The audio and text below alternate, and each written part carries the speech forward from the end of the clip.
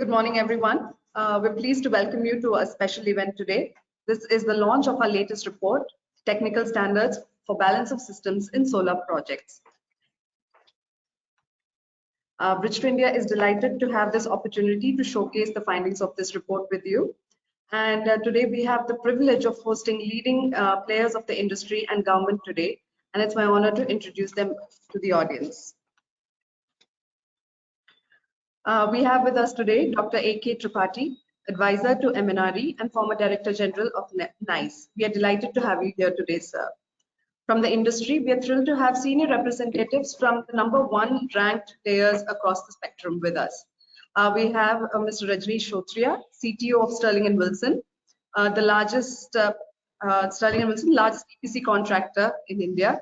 We have Mr. Gaurav Wadhwa, Head of Design Engineering from Renew, India's largest IPP by commissioned capacity. And we have Mr. Nataraja, Head Technical Support from Sungrow, who has the highest market share of solar inverters in India. Thank you all for being with us, and we're thrilled to have you, and we look forward to hearing your views on our report and on this topic. A special note of thanks to International Copper, who supported the production of this report. Before we go further, I'd like to sort of set the stage for the agenda for the day. The event will be an hour and a half long, and we will start with a welcome note address from Mr. Vinay Rustagi, Managing Director, Bridge to India. This will be followed by a keynote address by Dr. Tripathi and a brief presentation of the key findings of this report by Mr. Mridul Chadda, Associate Director, Consulting, Bridge to India. We will then have a panel discussion on the key findings and way forward for this topic. So without further ado, over to Vinay. Thank you, Sangeeta, and a good morning to everyone, all the panelists and everybody who's joined this session with us online today.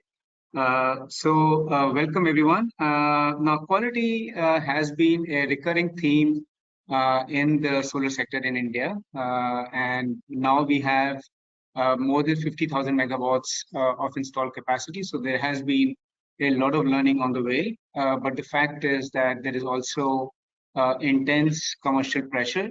Costs keep going up where the tariffs have stayed low.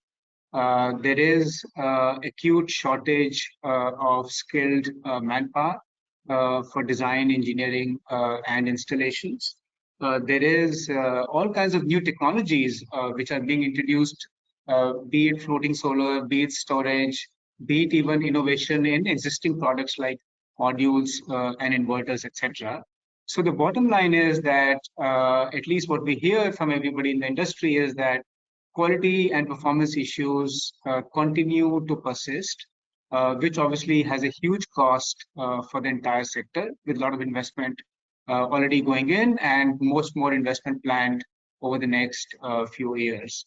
Now, obviously, the government has belatedly, I think, started taking some action. There have been standards introduced for modules, inverters, and some parts of BOS, but overall, we believe that much more needs to be done, and hopefully we will see some of the gaps and performance issues in the discussion that follows today.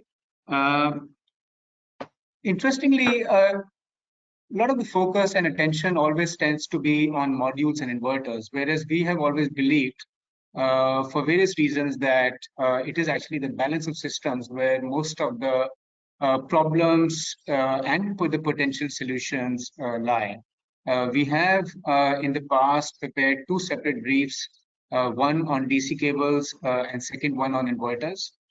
This report is a more holistic report on the entire balance of systems and the issues therein. So with that, I welcome you again. What I will do is now pass over to Dr. Tripathi, who is now leading MNRE's efforts in this domain, and will then follow on with the presentation and the panel discussion. Dr. Tripathi, over to you. Thank you. Thank you, Mr. Vinay, and good morning to Mr. Rajneesh, Gaurav, and Mridul, and your entire team, who has really worked hard to bring this report. In fact, this has been a concern for me for the last many years, that the BOS should be given more concern and the importance, because this is the main structure systems.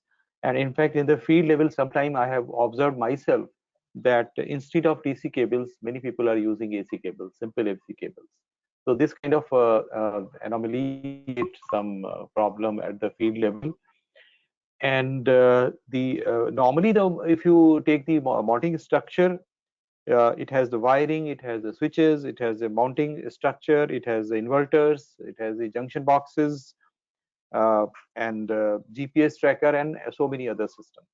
But majorly, if we go, then the inverters, which have certain kind of standards, and all electrical switches and electrical connections, junction boxes, DC cables, they all, in one or the other way, they have their standards. But somehow these needs to be followed at the field level to bring them in our system is very important. The cost of the total solar power plant, uh, it has a substantial percentage of share, the balance of systems, other than the modules. In many for a large power plants, the things are not that, I would say, a matter of concern, because there is a whole team which works on that, from the developer side, from the EPC contractor side, and from the solar companies. They have a good number of technical manpower, which they must be taking care of that, and I'm sure they take care of that. But for the rooftop sector, for the smaller solar power plants in the PM Kusum, also the smaller consumers, which are totally unaware with the technical issues and technical systems. So it has been found that at the field level, even the structures, the mounting structures are of sometimes very substantially low quality, which makes a lot of difference in the cost, maybe to the developer, to the consumer, but consumer doesn't get the right material.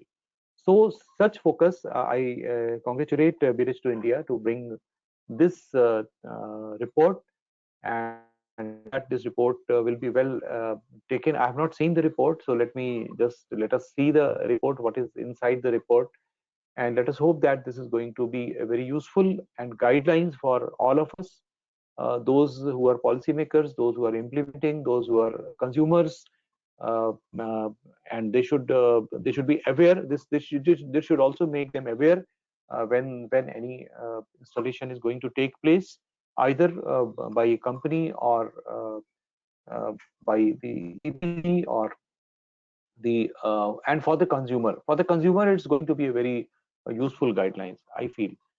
Uh, 50 gigawatt have been achieved, and another 500 gigawatt of renewables, including the fossil fuels, non-fossil fuel based system it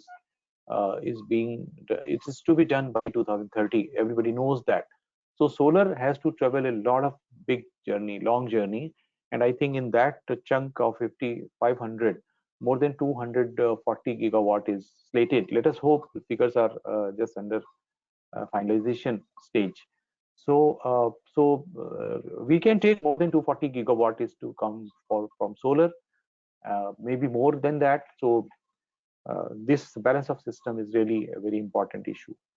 So I'm very much happy to see this report, and I hope that it will be acceptable to many of all the stakeholders. Since let us see the report and then we can discuss further. Thank you so much, Vinay, for giving me an opportunity.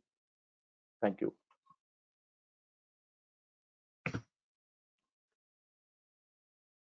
Thank you for your keynote address, Dr. Tripathi. It was a pleasure to hear from you. And regarding the report itself, we would like to share the key findings of the report. And for that, I now hand the presentation over to Mridul Chadha. Over to you, Mridul. Thank you, Sangeeta. The previous slide, Sangeeta. Yeah. I welcome all the panelists and attendees. Uh, The objective of this report that we have prepared in partnership with International Copper, we wanted to identify the major gaps in the various BOS standards and identify any possible potential solutions, guidelines for developers and contractors wherever possible. As Dr. Tripathi and Vinay also mentioned, the focus so far has been on quantity, the capacity, or to increase competition, reduce tariffs. But as we need to increase the solar power capacity significantly over the next few years, quality should also be a central focus for us.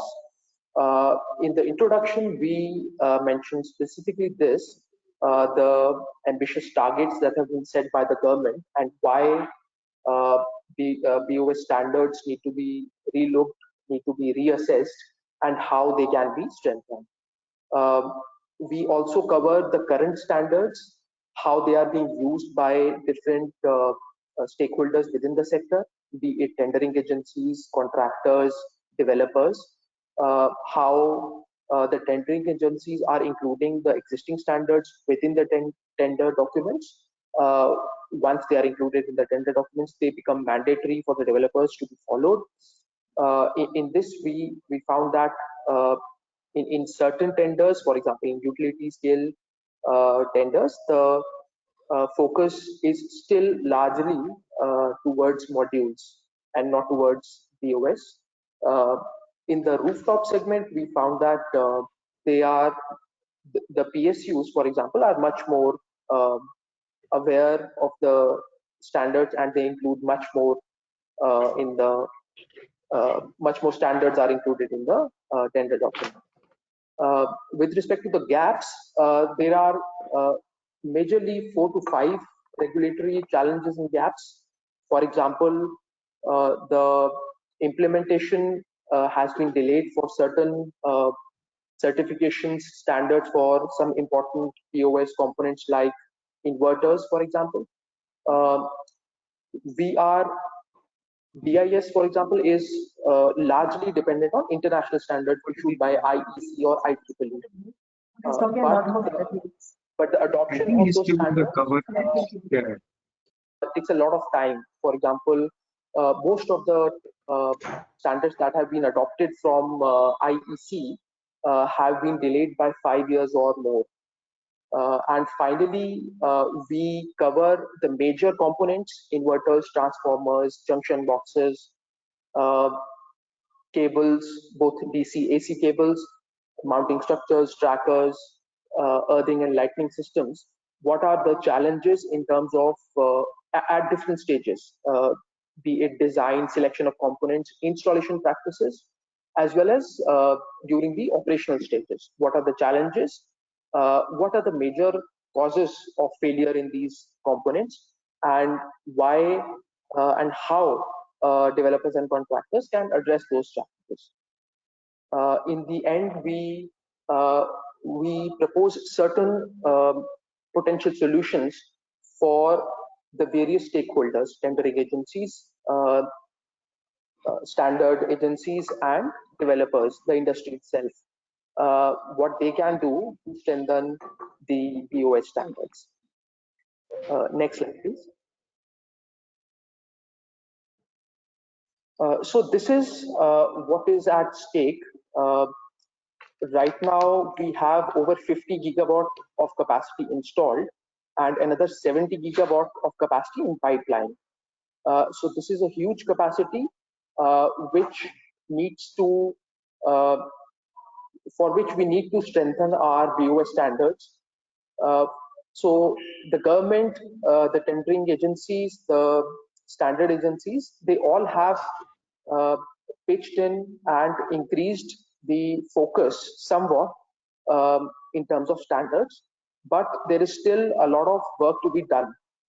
So for example, in 2015, BIS introduced the BOS standards, but the implementation on ground, as Dr. Tripathi also mentioned, remains a cause of concern, especially for the smaller projects in PM Kusum, or be it rooftop, both in CNI and residential sector.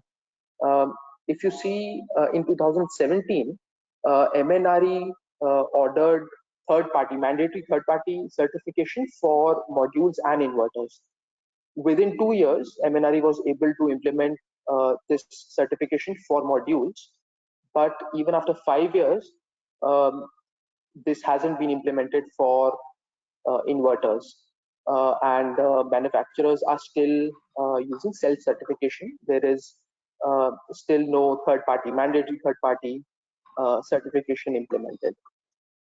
If you see in 2020, BIS introduced standards for cables with 1500 volt capacity. This was delayed actually because the industry had already shifted to such cables and equipment around 2 to 3 years before. So this is another challenge that our standard agencies need to look at. The sector is evolving, the technology is evolving very rapidly. The standards need to catch up with that technology. Next slide, please. As we were discussing about the challenges, there are several types of standards, levels of standardization, certification that has been introduced for different types of BOS components. But delay in adoption and implementation remain the key challenges. As I discussed, the problems with inverter third-party certification. There are BIS standards for DC as well as AC components, but the AC components, because they are being used in other plants, other equipment as well, they are more robust compared to the DC side standards, which is where we need to act upon. There are no standards, for example, specifically for mounting structures, for module cleaning systems. Both of these now, the technology, the implementation, the desire by the developers is changing. For example, trackers are being desired by developers. Module cleaning systems, so far, manual cleaning was being used, but more and more developers are now looking for robotic cleaning systems. But there are no standards or selection criteria that they can follow, selection guidelines that they can follow to implement these systems. Similarly, for floating solar systems, very large, ambitious targets have been announced by multiple state and central agencies. Some of the projects are in the implementation stage. Some of them have even been implemented, commissioned by NTPC and other PSUs.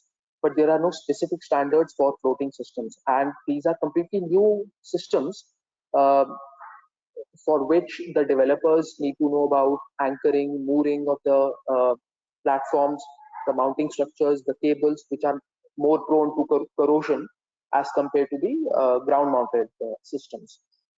Similarly, the existing standards are more focused towards testing of the product, manufacturing of the product, but very limited standards are focused towards design, selection, and operation of the equipment. Next slide, please. This is a very good slide to help understand where our focus in terms of quality should be. The BOS equipment failures and the resultant energy loss is disproportionate to the cost. So, for example, the 89% of the cost is accounted for by the DC equipment. So DC equipment includes solar modules, DC cables, and junction boxes. 89% of the cost is accounted by these equipment. But the resultant, the failure in these components is only 25%. This is for a typical solar power project. The resultant energy loss is merely 4%. But if we check the BOS components, for example, starting with inverters. Inverters only cost 3% of the overall project cost, but account for 28% of the failures and 28% of the energy loss. This effect is amplified by failures in transformers. Transformers account only for 2% of the project cost, only 4% of the failures, but 35% of the energy loss. If we see on the other side, monitoring systems account for just 1% of the cost, but they are prone to frequent failures because the monitoring system includes several other subcomponents. 40% of the failures are caused by subcomponents of monitoring systems, but virtually no energy loss at all is recorded from monitoring systems. So this gives us a prospect as to where the focus of the standardization, certification, and improvement of quality should be. Yeah. So while preparing this report, we talked to multiple stakeholders within the industry and went through technical literature review as well. And we found out some of the critical component selection, design, installation, and operational challenges that our developers and contractors are facing these days. So inverters, usually insufficient earthing and inefficient cooling is one of the major challenges for inverters, which leads to frequent failures and resultant energy and revenue loss for the developers.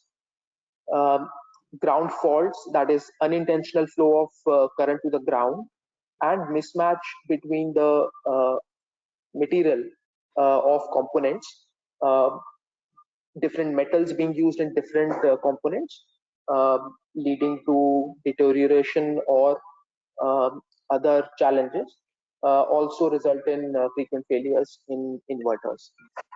For transformers, undersized transformers resulting in prolonged overloading has emerged as a challenge. Now the size of the modules has been increasing sharply. I'm in a meeting. Can I call later? It has been increasing sharply, and in clear days, the power production can be very high and exceed operational parameters of the transformer, leading to overheating and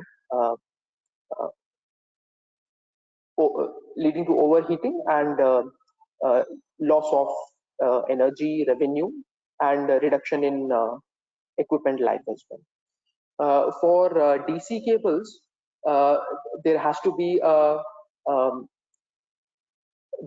a specific design and installation guideline, because you need the cables to be exposed to air for ample heat dissipation, but you do not want the cables to be very long, leading to greater voltage drop, resulting in energy loss again.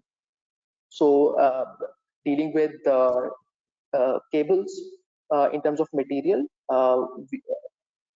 cables with copper conductors are better than aluminum conductors, but then there is capital cost considerations, operational cost considerations involved as well.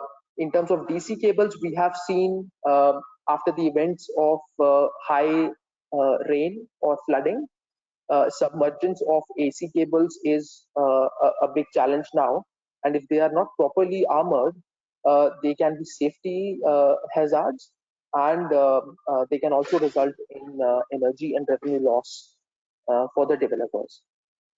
Same goes for junction boxes, rusting, poor sealing of the junction boxes, and increase in heat due to operations within the junction box are some of the key challenges.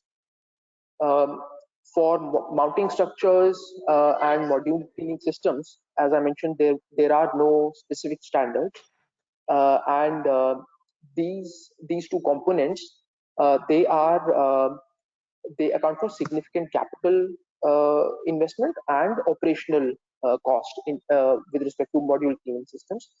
And because no standards are available, they become the primary targets for usually suboptimal design, suboptimal selection of material, and suboptimal operational practices, which leads to uh, reduced equipment life, loss of energy, and loss of revenue for the developers. Same goes for earthing and lightning systems. While there are several standards for earthing and lightning systems, um, there are still many problems that the developers contractors face in the field.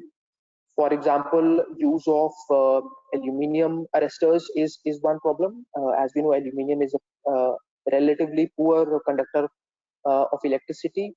Also, inadequate or less frequent checks of the robustness of the earthing systems. It leads to corrosion. Also, lack of sufficient coverage of the solar field that can also lead to significant losses. Next slide, please. So this is the actual opportunity cost, the systemic loss that the industry, the nation can face if we are not able to contain, avoid the avoidable loss. If uh, we can strengthen the BOS standards in our country. So so for every 1% loss in generation at a 1 megawatt plant can result in 0.5 million rupees loss over a 25-year period. We have assumed uh, a tariff of 2.5 rupees per kilowatt hour. Now uh, this will be applicable for a small project, but now for the utility scale projects, the project sizes are increasing sharply. For a 500 megawatt utility scale project, a 1% generation loss can mean a huge decline in revenue to the tune of 250 million rupees over a 25-year period.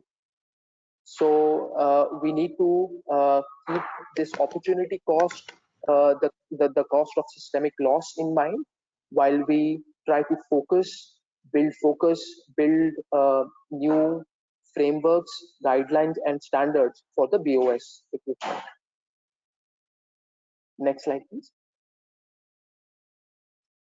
As a conclusion and recommendation in our report, we have mentioned a few points where the different stakeholders can work with one another. Uh, for standards agencies like BIS and CEA, they can issue standards, strengthen existing standards to cover uh, more uh, more components, newer technologies that are already being used and tested by developers and contractors. They can include design, material selection, and installation standards and guidelines as well. Uh, we have BIS has a high dependence on international standards. While that is not a bad thing, but uh, we need to ensure that those international standards, when we adopt them, we also adapt them to conditions, conditions relevant to the different sites within our country. These BIS and CEA should also increase interaction with the industry stakeholders, be it developers, be it manufacturers of equipment, be it contractors. They are always trying to look for more efficient technology. So, as I mentioned earlier, the standards should keep up the pace with the technology of the day. And we should also fast track adoption of international standards. So far, we have lagged behind the international standards. We will discuss that in detail, and that should also be the focus of improvement. Tendering agencies, as I mentioned earlier, the rooftop tenders issued by SECI or some PSUs are much more robust in terms of covering the standards. The same should also apply for the utility scale tenders, which will drive the large scale capacity addition for our ambitious goals. The industry can also work within its own participants to strengthen the guidelines for installation, design, operational practices.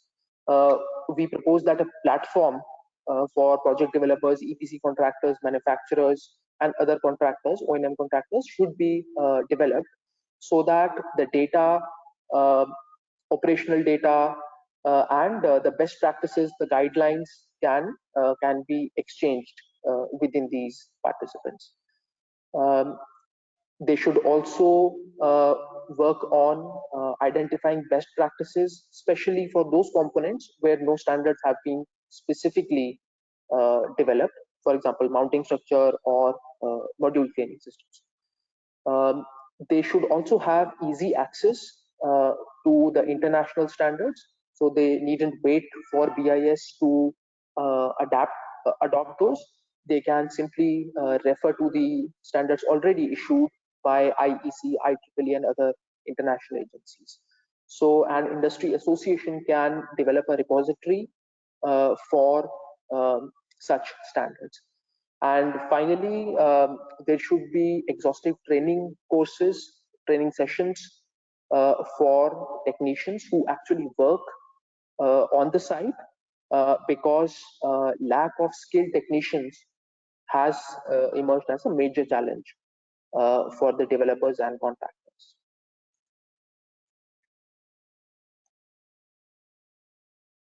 Sangeeta? Thank you, Mridul. Thank you, Mridul, for explaining our study in quite a short time, but quite thoroughly. So thank you for your presentation today. And I think we've discussed quite a bit from our side on our findings of the report. It's now time to hear from the veterans of the industry, their experience regarding all the topics that we have discussed so far. Broadly, I see that from Mridul's presentation, the issues are across three areas. One is the product standardization itself, the other is the design, and finally implementation related issues. So I think we could address each of them separately and have your views on this. So I'd like to start with Mr. Rajneesh. You are the biggest player in the industry, so your experience must be really valuable for us to hear from. So over to you, Rajneesh. We'd love to hear your thoughts. Yeah, thanks, Sangeeta. First of all, greetings to all panelists, you organizers, and I can see many attendees are there.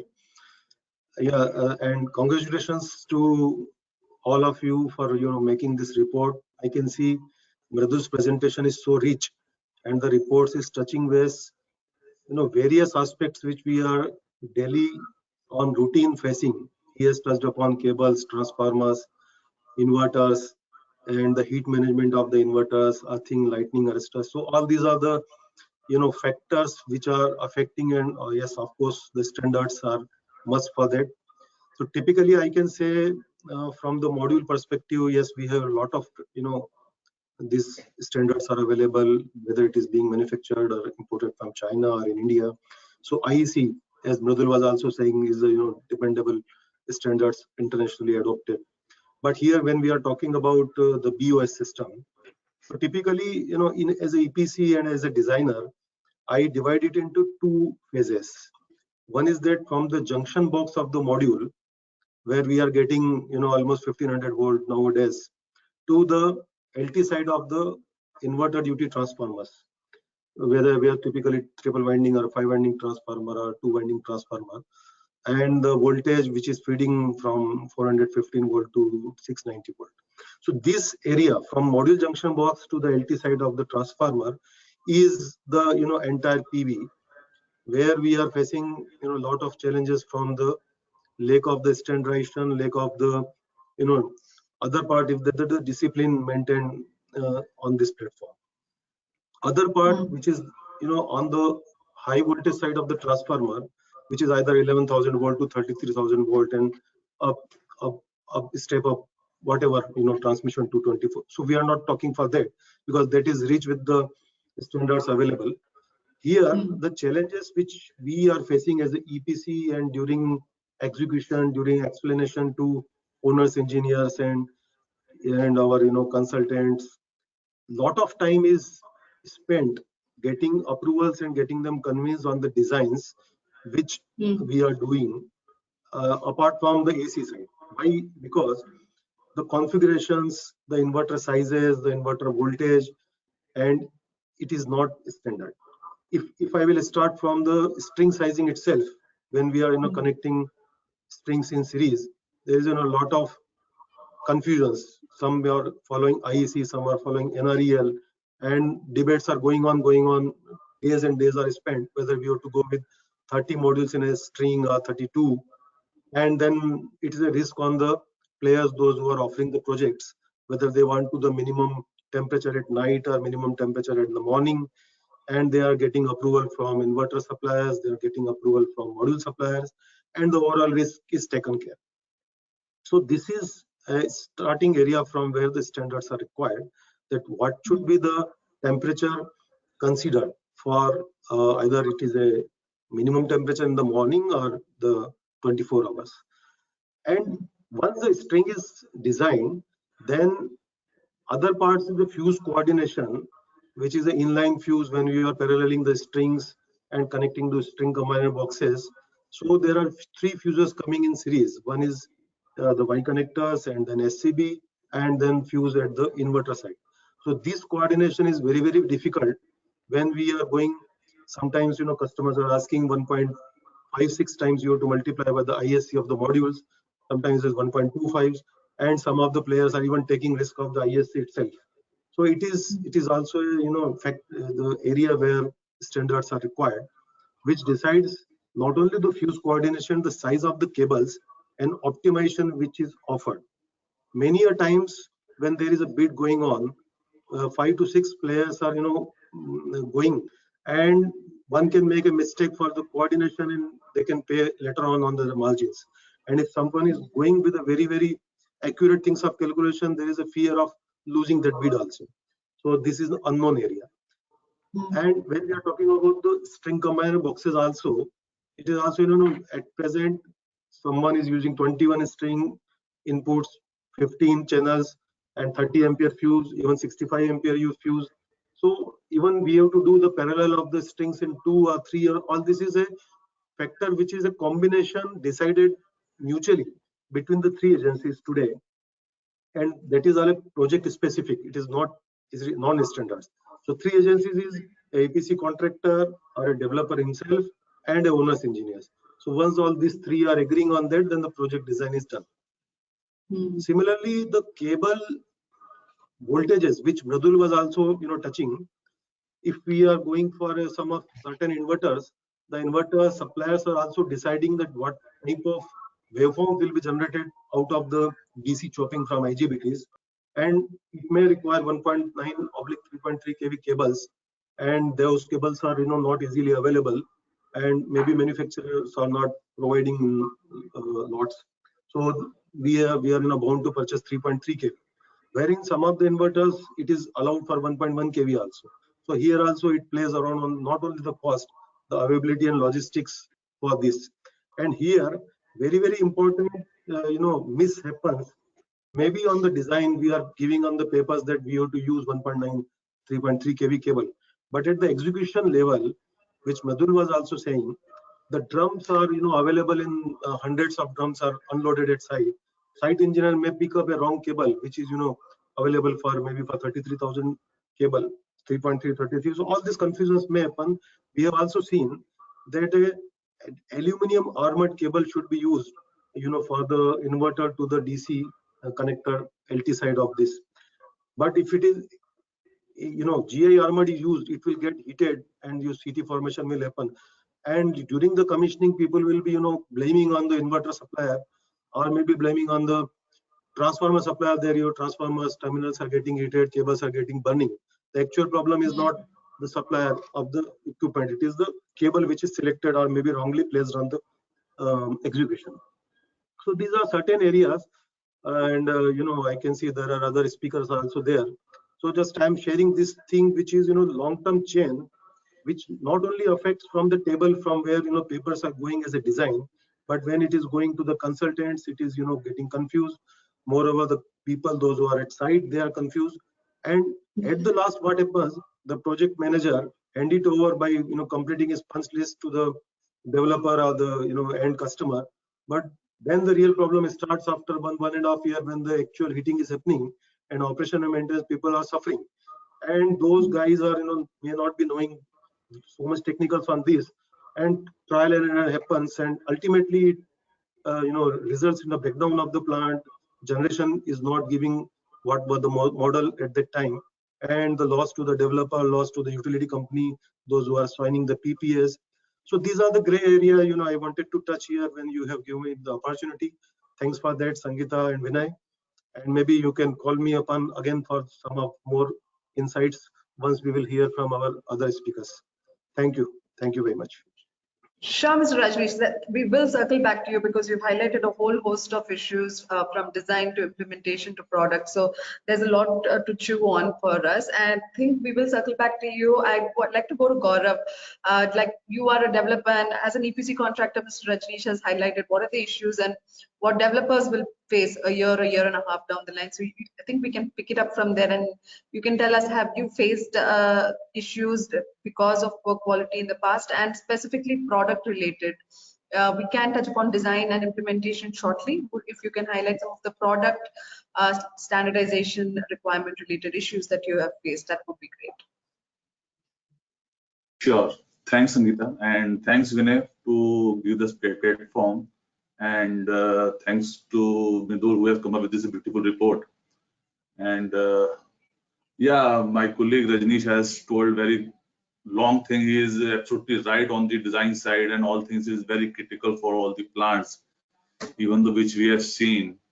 If you see the Midul report, which I have seen right now on page, the BOS item of 2% or 1% of IDTs and maybe some kind of a junction boxes, but the loss on energy generation and revenue on a developer side is very huge. Even the cost of that equipment is very less as compared to the complete project cost, but the generation loss is very huge.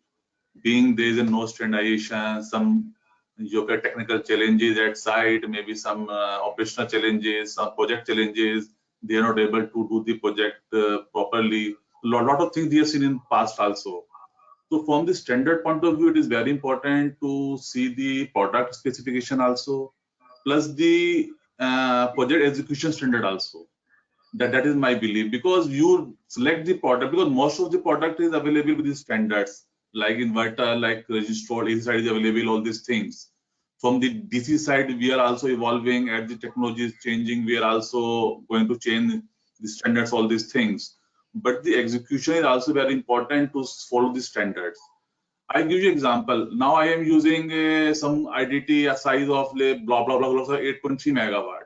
Somebody is using 12.5 megawatt. Somebody is using maybe 17 megawatt block size.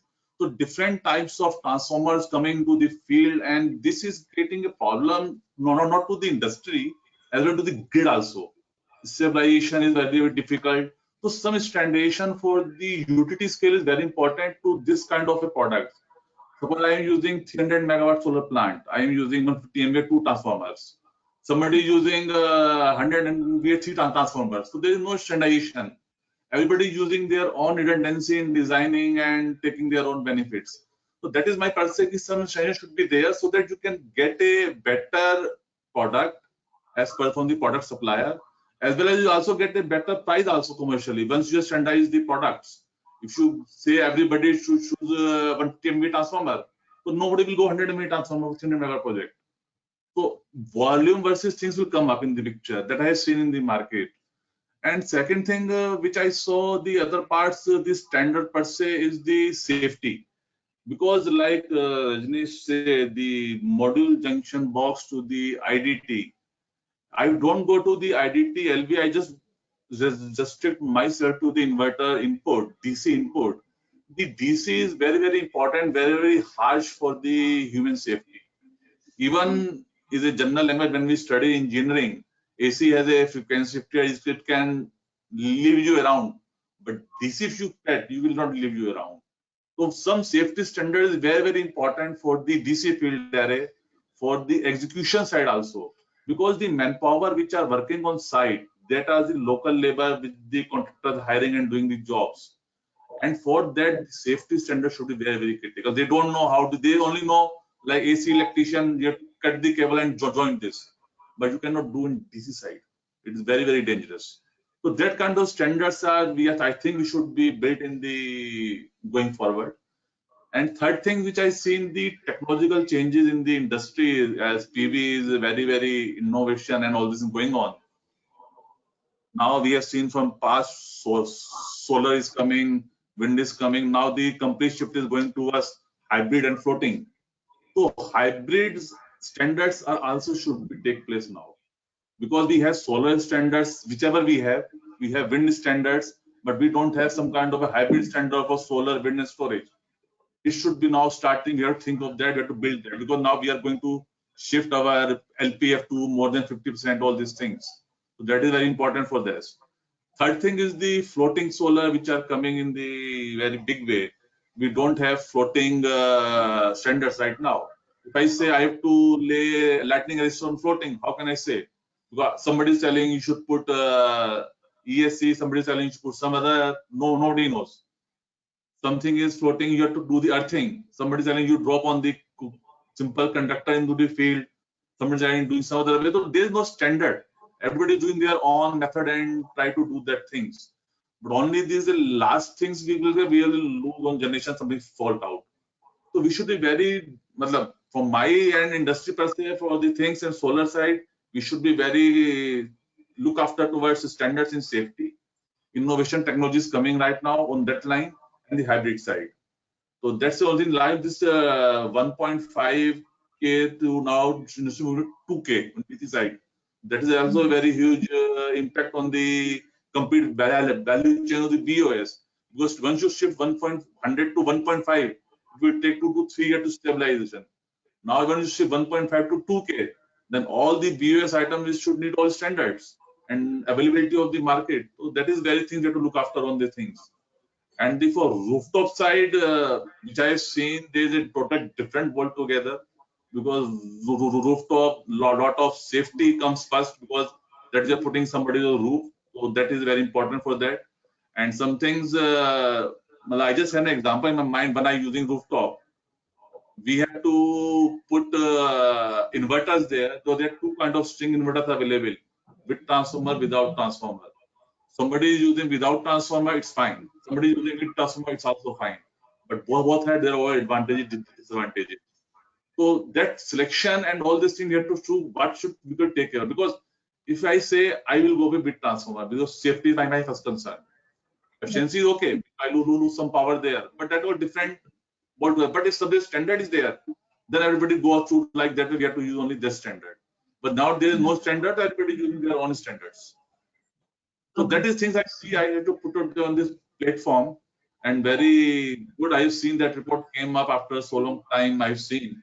So definitely, I am available to discuss all these things anytime in future and all these things, Sangeeta. Thank you, Mr. Gaurav. Once again, there's quite a bit of topics that you did touch on, from safety, design, for utility to rooftop related systems. So I think it's a good time to go to Mr. Natarajan. You have both string and central inverters in your portfolio. You've seen how the industry changed. You've been there while the transition slowly has gone from central to string in the utility scale as well, and the issues that have come with it. I would love to hear from you your experience and how you've catered to your clients, EPC contractors, to solve their problems in the absence of standards. I mean, I think it's established that standards are not there, as the technology is evolving for 1500 to 2000 volts, or string systems with high voltage of about 880 volt outputs, etc. We've established that, but how have you helped your clients find solution to these problems? We'd love to hear from you. Yeah, thank you, Sangeeta. So in previous discussions here, Rajneesh sir and Gaurav sir has already pointed out related to construction, performance, and the safety of the components. When it comes to a particular inverters, so if I talk about C&I segment, we could see there are BIS standards are already in place, but we also have some limitations on the BIS because, example, in this in a C&I, right now we could see maximum around 125 kilowatt, and the test laboratories are available in India is only up to 150 kilowatt, and they limited the DC voltage to 1100 volts and the AC voltage to 415 volts. If any inverter is going beyond these levels, we don't have any test laboratories in India itself. So the implementation will become a challenge. So this BIS implementation we took at least 3 years time, and we also had discussions with MNRE to develop the laboratories within India so that we can able to develop in-house laboratories to maintain the quality standards, instead of IEC standards.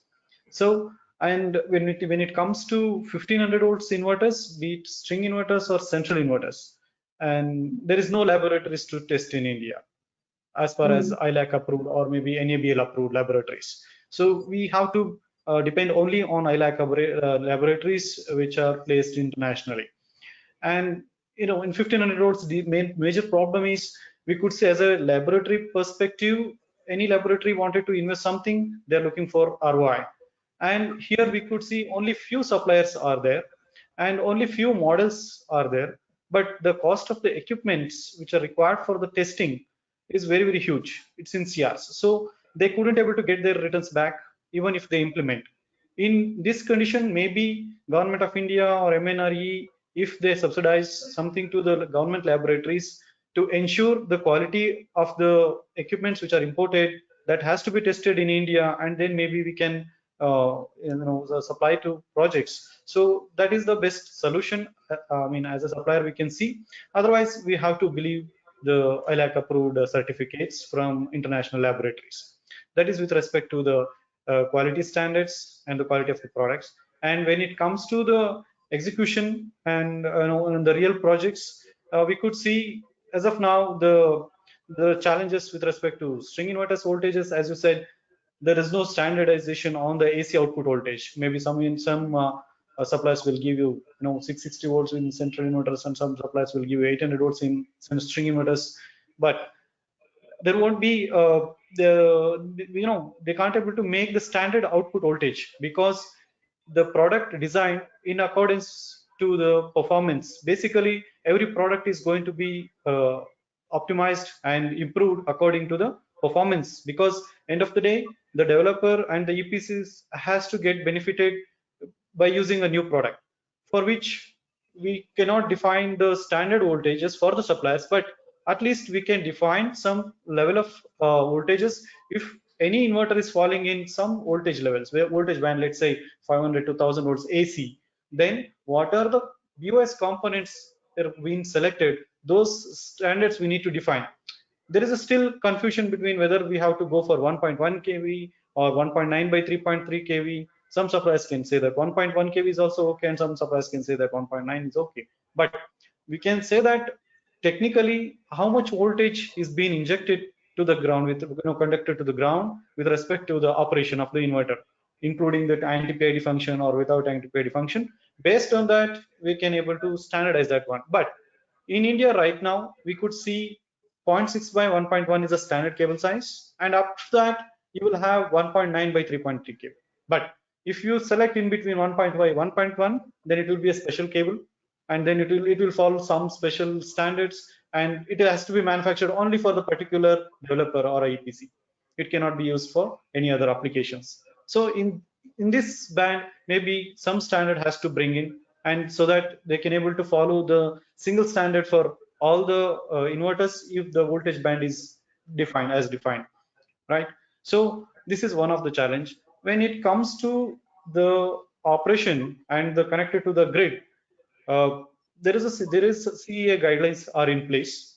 We are seeing many challenges in CEA because not because of the CEA, because there is a disconnect between the state utility and the ISTS. When it goes to state utility, the CEIG will come into picture. When it goes to ISTS, then the CEA will come into picture. But the standards applicable for both the grids are same. But the interpretation is going to be different in case of CEA, state utility, and interpretation will be different in case of ISTS. Example, for the LVRT, HVRT standards, and then the method of testing. And as we said, again, I'll come, the issue is coming back whether the laboratories are available in India or not, because the CEA has defined some guidelines, and that has to be tested in accordance to the IEC standard. IEC 621 is example I'm saying. So if we tested the particular equipment according to IEC standard, but when it goes, the report goes to the utility, the utility will have some interpretation which is not defined in CEA. So it is better to give some clear explanation from the CEA standards itself, so that will be easier for developers, especially on the EPCs, because it will be stuck when it is connecting to the grid, because all the CEIG and the CEA will come into picture only when connecting to the grid. During that time, if there is any miscommunication or if there is any concern, that is leading to the delay of commissioning, and then that will be a huge loss for the EPCs and the developers. So in this way, there are some challenges needs to be addressed in this case also. And related to the product quality, yes, so we still have to follow IEC standards, because there is no IS standards which are applicable for, at least for the electronic parts for the solar inverters. And maybe in future, maybe for Make in India products, if we implement some IEC equivalent IS standards, then maybe we can able to ensure those quality as well. Yeah. Thank you, Mr. Nataraja. I think I'd like to take it to Dr. Tripathi right now. There are quite a few points that were highlighted regarding a requirement of labs. I think you have been working on this space. I'd like to hear from you what it is that the government is currently doing, and what can be done in the future as well to support establishment of these to support the establishment of the existing standards, and then development of new ones as well. No, I fully agree. I think this was one of the wonderful discussion we had on the standards and the need for the lab. And for the need for the lab is really a critical issue in this country, especially from the inverter side. The labs, testing labs are not available. They are available only up to 100 kilowatt system. And beyond that, there is no capacity of that 2000 volt. Now they all 100 kilowatt have to upgrade themselves for 1500 volt or 2000 volt. So that is a really critical issue, and we have a lab policy. We have developed a scheme in which we are trying to support some of the labs, government labs, especially for buying the equipments and setting up the labs. But this is a long term process. Even for a government lab, sometimes it becomes difficult. The equipment, it takes a lot of time in making this. That is why even after the quality control order, we have to make the self-certification, at least for the inverter is concerned. In fact, we were thinking that why not to make the up to 100 kilowatt the testing compulsory, and beyond 100 kilowatt we can go in the same exemption mode till we have the labs. So may I use this opportunity to get the opinion of our three industrialists who are here.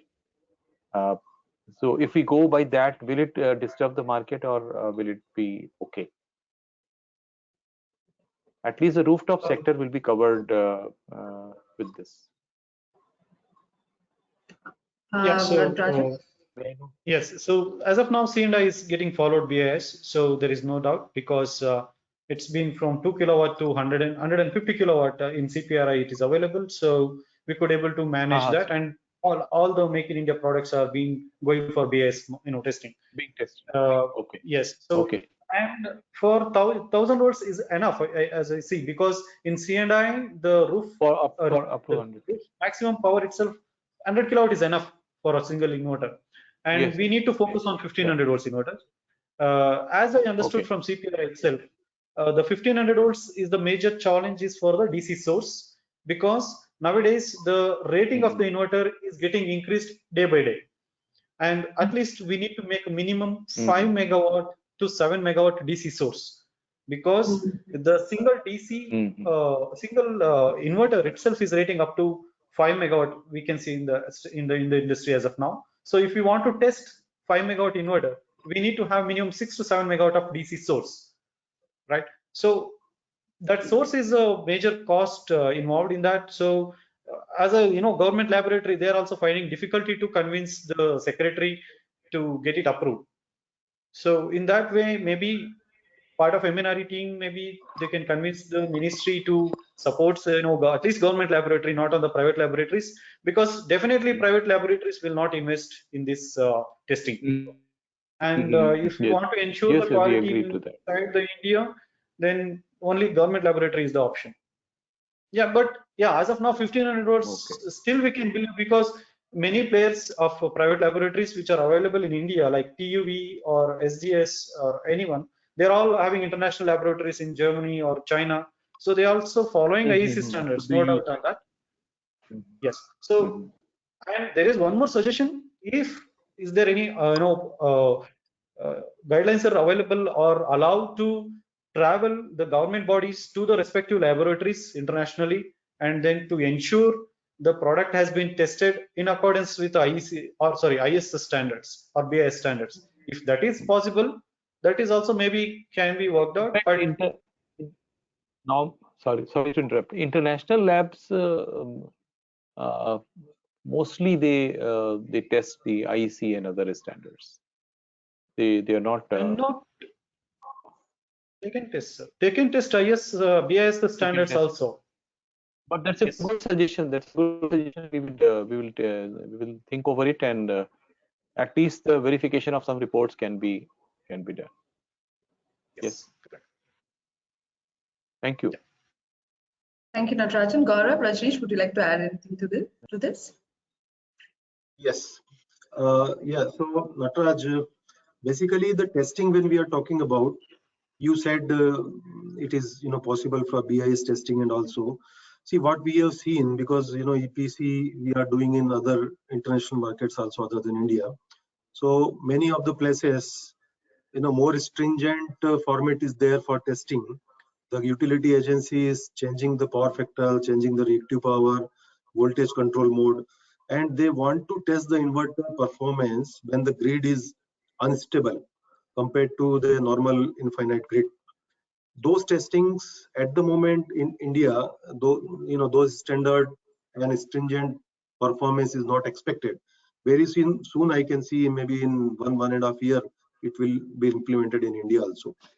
One of the plant we have is recently phased in Rajasthan. So what do you say about this type of testing?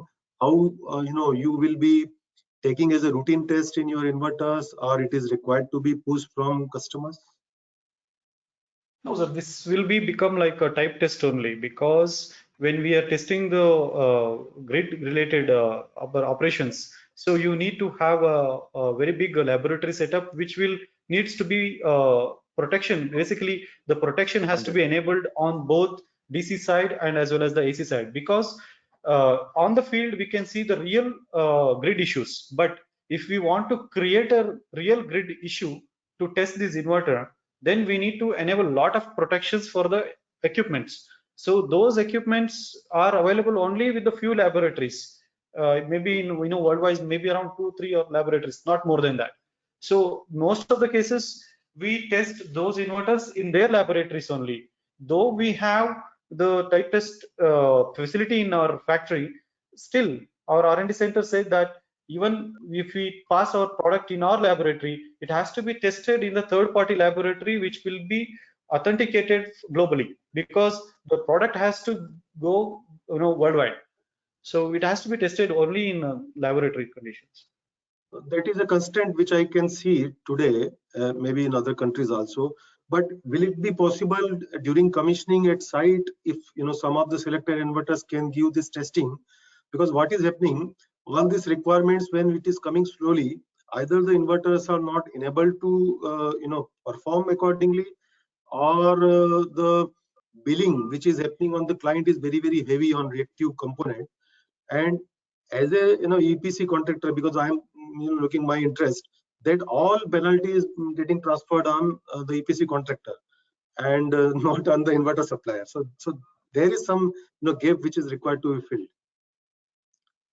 Exactly, sir. So right now, we could see this challenge is there maybe in string inverters, but at least in the central inverters, we had made sure that you're not going to get any penalty from now on, at least when the 1500 volts shift has been done with respect to central inverters. But in string inverters, there is a small challenge with respect to technical, because it is a small box. So enabling the additional circuit is always a challenge for all the suppliers, and also it will cost for higher cost. So that is also one of the major reason we need to see. And yeah, so it is again, as a EPC you will have the more pain point than the developer, because developer still can take a call whether they can lose the energy and then they can maintain that, but as a EPC you will have that pain, sir. Interesting. I think I'd like to hear from Gaurav at this point. There was a little bit about cost, and in fact, there are a couple of questions from the audience also about cost. That we are talking about standardization and implementation and all of that, but ultimately we are a very cost-sensitive market. And how do we? And we've seen the tariffs, so we don't need to talk about them anymore. We know how low they've gone. So. In this context of a cost-sensitive market versus quality, how do you think developers should approach this issue, Gaurav? No, you're right. Like I told, as a developer, we should look after the quality, because there are things we have to be running a project for 25 years and all the life of the components. So quality of product as well as the execution as well as your performance is very, very important as a developer, because we can't live it without this thing. Like in the initial, I told in my first say, 0.1 only 1% of the cost of transformer lead to a 25% of generation loss. So quality is very, very important for the things. Yeah, now the price is coming down, like you told, tariff 2.5 and all these things. So that's why the challenges are there, and the now PV industry is so innovative. Every time new things are coming and new module technologies, new inverters, higher inverters are coming. So that's why we have to look after. We should be look after, because without that, you should not able to meet that kind of tariffs. So innovation is the path we have to always follow, and being that path to follow, we have to be very, very eyeful for the standards and quality as a developer. We look after all these things. Absolutely. Thank you, Gaurav. I think one of the products that I want to talk about, one of the BOS components I want to talk about is both module structures and trackers. I think there is increasingly trackers are becoming popular in India. If I'm not wrong, there was an NTPC tender recently which asked mandatorily for trackers to be set up, which is new. So in this kind of a changing trend for use of trackers and the quality of module mounting structures, there is no guideline or standard. So what has your experience been? How do you ensure the product quality is maintained? I think I'd like to hear, of course, first from Rajneesh, and before that, Mridul, if you can just quickly remind us of the cost associated with the module structures and trackers when it comes to an overall BOS cost. Yeah, so mounting structures, trackers, and the actuators, the electronics that move the trackers, they account for more than 50-60% of the BOS cost. We are talking only about the BOS components. So they are very important in terms of cost. And there are several challenges that we discovered while preparing this report as well. So because there are no standards, specifically for mounting structures for solar projects, developers usually use wind loading standards for civil structures, basically buildings. And there is a lot of confusion as to what kind of materials, what kind of wind loading structures need to be used.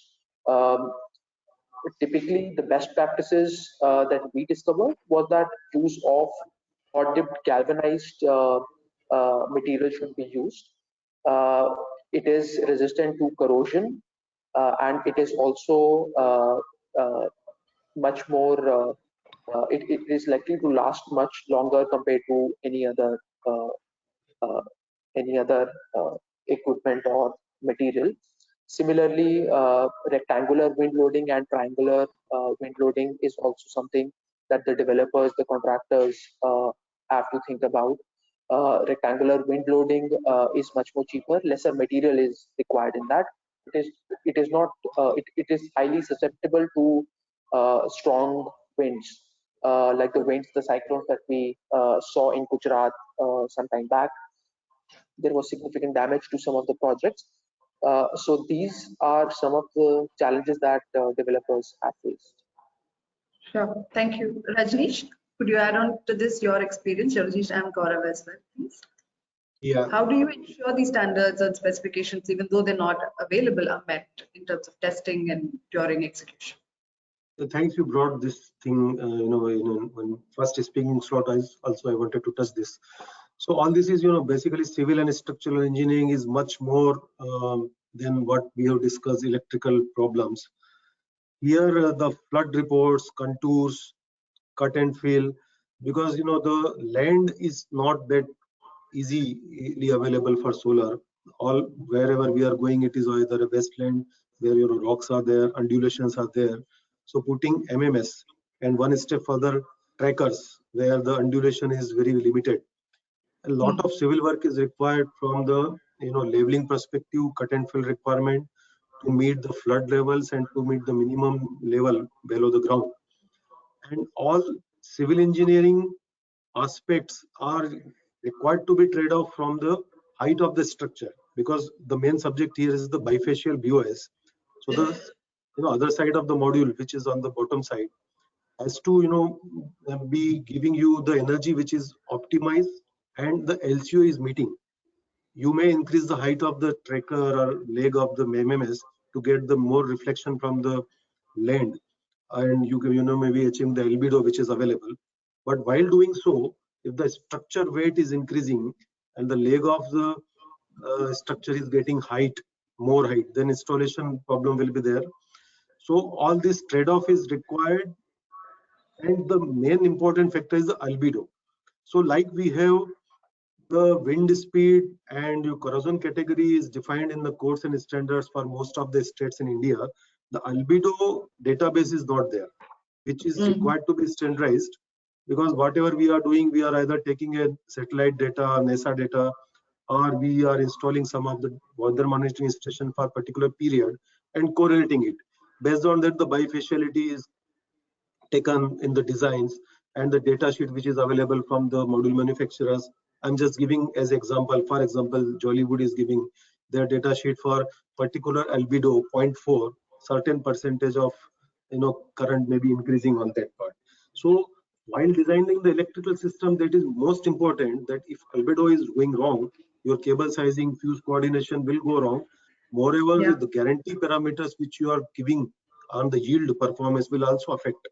So this is the important aspect when we are talking about bifaciality, that what should be the height of the leg, and this is correlated with the flood and albedo. So this is the area which is very gray. Here we may be talking about the floating and all. So that is the technology which is coming across. All this problem we will face when the floating will be there. But basically on the ground also there is no answer. Understood. So you're saying on the ground there is no answer, so there has to be a solution. Gaurav, do you have? Because as I said, it is again a project specific things. There is no on the tips something is there, which even after the 5 years, by the now we are in a very advanced stage on the solar. Earlier 2010 to 2015 maybe learning phase we can say, but by the 2020 we should be in a mature stage, which is not looking. Yes, of course the evolving technology is there, which may not be giving such maturity here, and other businesses, if we see, that has taken 15 to 20 years for maturity. Here the evaluation is very fast. Understood. Gaurav? Yeah, so I agree with Rajneesh 100%, because that is all design challenges once you design the plant on bifacials and trackers, all these things. I just to give some small add on this. Creative design per se is very important. How to design in the plants, all this that is very important, like the strategy is. Now it is a tracker as a BOS for standardization. So we have mechanical structure in this tracker. We have electrical actuator in this tracker. Electrical components are there. Once you buy a tracker from a tracker company, they will generally do some kind of wind tunnel test and all kind of stuff. They will give you reports. My tracker is running at so much of speed and all these things. But that is on based on some tracker, some material, all these things. But when you go into the field, then field there are some stubs of structures are there that you buy yourself. Maybe you are not buying from the tracker manufacturer. You buy from tracker manufacturer only a shaft and you can actuator all these things, electronic components. So Yeah. once you integrate these all things together, then there is no standard. Somebody using some kind of a less thickness of the your stuffs and all these things. Somebody using something else, and these all things club together and put one product as a tracker, and it should work in the so harsh condition of environmental outside in Rajasthan and maybe some seashore area. So there is no such kind of standard to correlate that and put at a single standard. So everybody is using their own learnings and or their own pre-standards, some base standards, and making the complete product. That is the things I say there's a gap in between that. If you buy a complete tracker from the outsource, then might be, I agree, this 2.5 tariff is very difficult to reach that. Optimization is there, but for optimization, we should look after some standards to come in place so that this optimization, innovation club together bring a right product to the industry. Okay, You're right, thank you. Gaurav. One more point, just one more minute, because Sure. when we are talking about the structure designs and HDG material used and what are the other materials, so apart from the wind categories which is defined as per the standards, wind studies, wind tunnel studies, which the tracker manufacturers are invariably doing, and these studies are some of the offices are open in India also, like RWDI and CPP. They are giving most accurate results on the aeroelasticity of the tracker and what could be the failure stages where it has to stow. And moreover, these tracker manufacturers are not going 100% SDG unless it is a C5 category of corrosion, which is very, very rare. So they are introducing like galvalume, like other manganese components which are lighter and corrosion resistant. Interesting. Okay, thank you. There is one question I'd like to take because we are running close to short of time, and I'm not elaborating too much about it. But give me, there is a question about switchgear selection with increase in voltage components, and the wrong switchgear selection leading to problems, serious power failures, plant failures. Nataraja, I think you could start touch upon this a little bit. We did discuss about it previously as well. Yeah, so related to, especially this problem will come only in string inverter cases, because central inverter case we are going to take care of the switchgear, and in case of string inverter you need to, because customers has to purchase the BOS component, and this particular 800 volts MCCBs are very limited availability is very limited because the suppliers are also very limited. If I talk about only Indian suppliers, I can see only the L&T, and maybe ABB is also available, but ABB is again imported product. But other suppliers, Chinese, are available, but it's all depends on the panel design and the directing characteristics of the product, and mostly, moreover, the standards available for that particular voltage rating is not meant inside the IEC very clearly. So at least as a supplier, Indian supplier, L&T is doing some R&D based on their experience, which they had seen the failures and then the learnings, and then based on that they're improving the product. Now I could see their product is getting stable, but yeah, so there is a challenge, especially in case of LT switch gears for string inverters. But still, supply chain has to be improved. Other than that, we cannot able to move to the next level of AC voltages. Interesting. In India, yeah. Okay, thank you. There is also a question about standardization of the Cig norms.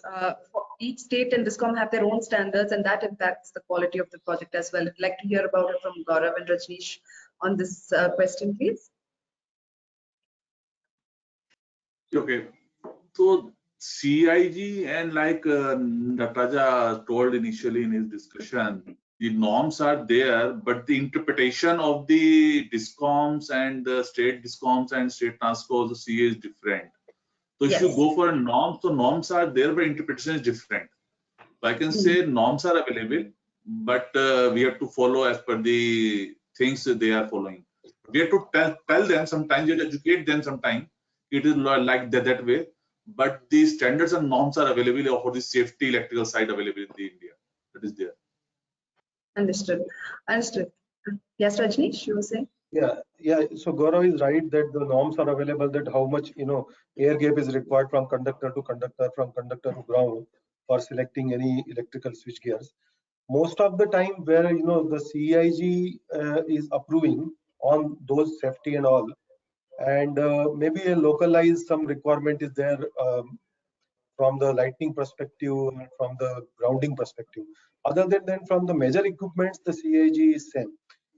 The other pain point here, state-wise difference is on the metering configuration. Some of the states are asking, the different, the resin type cost in situ, resin type, CTPTs. Some of them are asking open air CTPTs and all. So all these is different and different stages, which requires a different coordination with the local agencies for making your layout and metering selection. Yeah. Okay. Well, I think we're running close, coming close to the end of the event. And before we wind up, I'd like to go to all of our panelists. I'd like to ask you the top things that they'd like to see. The first thing that they'd like to see in terms of standardization for BOS components, either from the industry or from the government.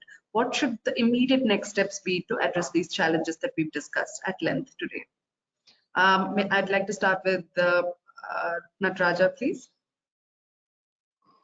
With respect to products, yeah, so laboratories needs to be implemented first thing. If you want to ensure the quality product to be circulated within India, then laboratories must be, improved. Rajneesh? See, basically, as I said, this is on a convincing basis. It is going on, unless it is somewhere on the a platform like a company like Bridge to India is doing. That is good thing happening, and this book which you are releasing the reports and all will be helping to all. If it is endorsed by Tripathi ji and some government agencies, then this will become a ready to handbook for all.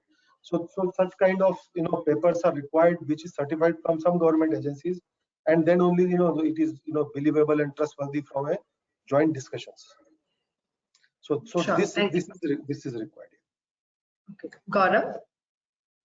Yeah, I completely agree. Actually, for developing a standard and all these things, so we should all work together, like component manufacturers, bring out their own technicalities, EPC player, all their engineering expertise, and from government side, there's some kind of efforts from the labs, putting all kind of stuff. Once all these put together with you guys, with India and others, media, then it should be a tremendous effort to get it done on right time and right pace. Understood. And Dr. Tripathi, your thoughts as we close the event? I would like to mention that we would like to go about the development of new standards which are not available in this, and we would like to work with the BIS to take the making of the standards, and if they are not, if they are already international standards are available, they should adopt it, and then they can bring it out. If the new standard has all the industry and other like a usual committee system they have. So first thing I would like to go through the report first, and then find out that what are the new standards to be brought in, and what are the new standards to be brought in the guidelines of MNRE in various programs. Because so far the BOS has been a little gray area in defining component by component or so. Normally we write that the applicable standards needs to be followed, something like that. But I think if a particular standard as a guideline is to be given, that would be very nice. The second thing is to go establishment of the labs and upgradation of the labs.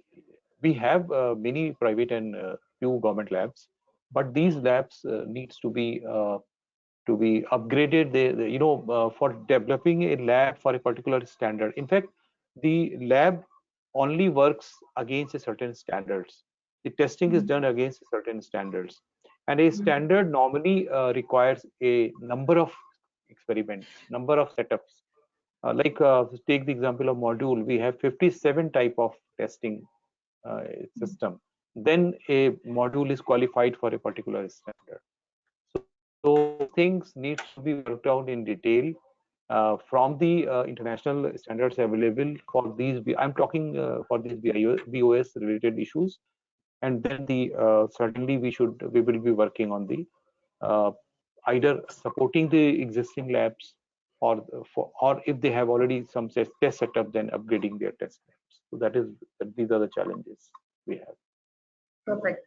Thank you so much. Thank you, Mridul, also for your presentation and setting the stage for this event. I'd like to quickly summarize from what I've heard from our panelists discussion today. There are a lot of issues that are being solved at a project level with the assistance, like Mr. Rajneesh said at the beginning, by coordination and cooperation between the developers, the equipment suppliers, the owners, engineers, etc. This kind of work in silo, I think, is sort of counterproductive, and the way forward to solve a lot of the problems discussed today is a collaborative approach. There is a need for industry bodies to come together so that this constant, as Mridul said, this constant catch-up of standards to the evolving technology landscape is avoided. We have several examples in the international space. Europe, Australia, Singapore, all of them have leading industry bodies who have come forward, put together, constantly discuss the changing standards and keeping abreast of the technology developments, and inform the center as well, central agencies, the standard development agencies as well. So this collaborative approach is honestly the only way to go, is my key takeaway from today's discussion. So once again, thank you all panelists for being here and contributing with your valuable time. There are several questions that are pending which I'm not able to take. I will share them with you separately so you can address them, because they're quite technical as well. So I think this is not the right forum for that. But I'd like to conclude today on this thought that collaborative is the way forward. So I'd like to thank our audience for being here today. Our report, which was launched, is now available on our website, bridge2india.com. I request you to download it.